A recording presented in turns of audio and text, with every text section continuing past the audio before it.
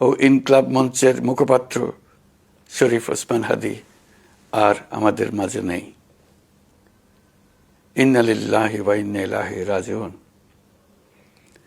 কিছুক্ষণ আগে সিঙ্গাপুরের পররাষ্ট্রমন্ত্রী ভিভিয়ান বালাকৃষ্ণন আমাকে টেলিফোনে এই হৃদয় বিদারক সংবাদটি জানিয়েছেন। ফেসিবাদ ও আধিপত্যবাদ বিরোধী সংগ্রামের এই অমর সৈনিককে মহান রব্বুল আলামিন শহীদ হিসেবে কবুল করুন, এই দোয়া করি। আমরা সবাই মিলে এই দোয়া করি। শরীফ ওসমান হাদীর এই অকাল মৃত্যুতে আমি গভীর শোক ও দুঃখ প্রকাশ করছি। তার প্রয়াণ দেশের রাজনৈতিক ও গণতান্ত্রিক পরিসরে এক অপূরণীয় ক্ষতি। আমি তার রুহের মাগফিরাত কামনা করছি এবং শোক সন্তপ্ত স্ত্রী, পরিবারের সদস্যবৃন্দ, স্বজন ও সহকর্মীদের প্রতি গভীর সমবেদনা জানাচ্ছি। শহীদ ওসমান হাদীর স্ত্রী ও একমাত্র সন্তানের দায়িত্ব সরকার গ্রহণ করবে। শহীদ শরীফ ওসমান হাদীর অকাল মৃত্যুতে আগামী শনিবার একদিনের রাষ্ট্রীয় শোক ঘোষণা করছি। এই উপলক্ষে শনিবার দেশের সব সরকারি, আধা সরকারি, স্বায়ত্তশাসিত প্রতিষ্ঠান, শিক্ষা প্রতিষ্ঠান সহ সরকারি বেসরকারি ভবন এবং বিদেশে বাংলাদেশ মিশনগুলোতে জাতীয় পতাকা অর্ধনমিত থাকবে। একই সাথে আগামীকাল শুক্রবার বাদ জুমা দেশের প্রতিটি মসজিদে শহীদ ওসমান হাদীর রুহের মাগফিরাত কামনায় বিশেষ দোয়া ও মোনাজাতের আয়োজন করা হবে। আপনারা তাতে শরীক হন। অন্যান্য ধর্মের উপাসনালয়গুলোতেও আয়োজন হবে বিশেষ প্রার্থনার।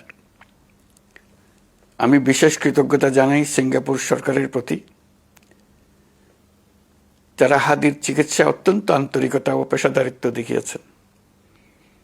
বিশেষ করে সিঙ্গাপুরের পররাষ্ট্রমন্ত্রী ভিভিয়ান বালাকৃষ্ণন, যিনি একই সঙ্গে একজন বিশিষ্ট চিকিৎসক, তার প্রতিও তিনি নিজে হাদীর পরিচর্যা করেছেন, আমাকে নিয়মিত চিকিৎসা সম্পর্কে খোঁজখবর দিয়েছেন।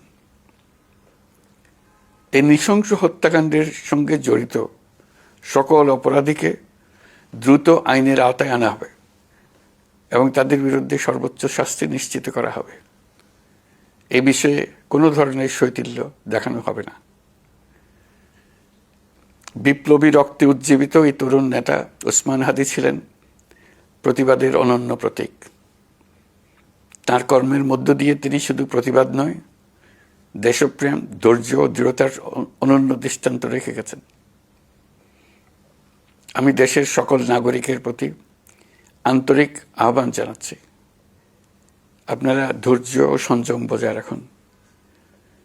আইনশৃঙ্খলা রক্ষাকারী বাহিনী ও সংশ্লিষ্ট সংস্থাগুলোকে পেশাদারিত্বের সঙ্গে তদন্ত কার্যক্রম পরিচালনা করে সুযোগ দিন। রাষ্ট্র আইনের শাসন প্রতিষ্ঠায় সম্পূর্ণরূপে প্রতিশ্রুতিবদ্ধ। আমি আবারও স্পষ্টভাবে বলতে চাই, ওসমান হাদী ছিলেন পরাজিত শক্তি ফ্যাসিস্ট সন্ত্রাসীদের শত্রু। তার কণ্ঠ স্তব্ধ করে বিপ্লবীদের ভয় দেখানোর অপচেষ্টা সম্পূর্ণভাবে ব্যর্থ করে দেন। ভয়, সন্ত্রাস কিংবা রক্তপাতের মাধ্যমে এদেশের গণতান্ত্রিক অগ্রযাত্রা কেউ থামাতে পারবে না। আমরা এখন গণতান্ত্রিক উত্তরণের চূড়ান্ত পর্যায়ে উপনীত হয়েছি। শহীদ হাদী ছিলেন এই প্রক্রিয়ার অবিচ্ছেদ্য অংশ। তার একান্ত ইচ্ছা ছিল আসন্ন নির্বাচনে প্রতিদ্বন্দ্বিতা করে নতুন বাংলাদেশ বিনির্মাণের পরবর্তী ধাপে সক্রিয় ভূমিকা রাখা। অত্যন্ত দুঃখের বিষয়, তার এই মহতী ইচ্ছা অপূর্ণ রয়ে গেল। তার স্বপ্ন বাস্তবায়নের দায় আজ সমগ্র জাতির কাঁধে ন্যস্ত।